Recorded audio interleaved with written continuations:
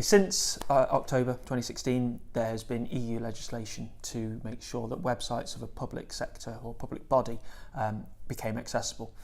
Obviously, with everything that's going on at the moment, this has been foreseen and we're going to be moving this into UK legislation.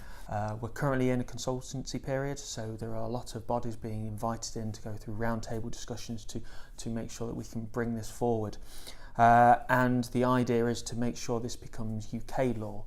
So anyone that supplies or is a public sector body or organisation has to have an accessible website or application to ensure that everyone can use this.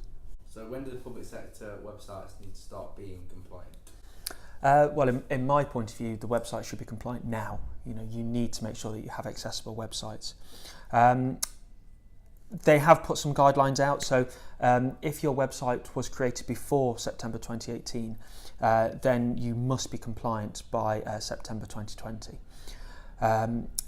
They have got a little bit of leeway, so if your website was created on or after the 23rd of September 2018, then you have only got roughly a year to make sure that that's accessible. So you've got until September 2019.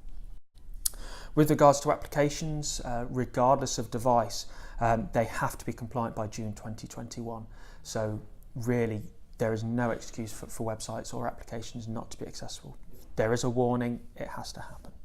Okay, so where do you see this legislation leading to for the future of the web?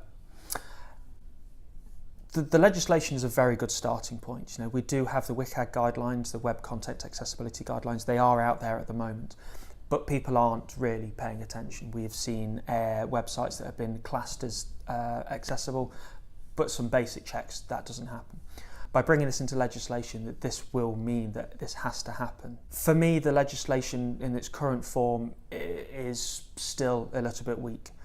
We can create a very good accessible website for a local authority, for example, but then when we move over to their payments engine or maybe another third-party system, they're exempt at the moment, and that really doesn't cut it for me. It has to push forward. So if we can start with a very good, solid body of this legislation, that'd be fantastic, and then let's move forward. Let's make sure that everyone in that whole process is responsible for accessibility.